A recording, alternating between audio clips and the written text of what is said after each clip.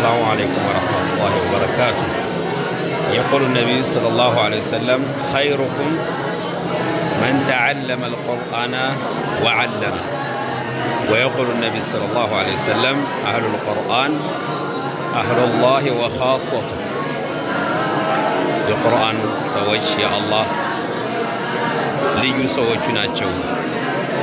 ከእናንተ በላጭ ብሎ ማለት ቁርአንን አውቆ ያሳወቀ ነው በሚለው መርህ ወሎ ኢብኑ መስዑድ ቅርንጫፍ በዚህ ሁኔታ እንግዲህ ተማሪዎችን በሚያምር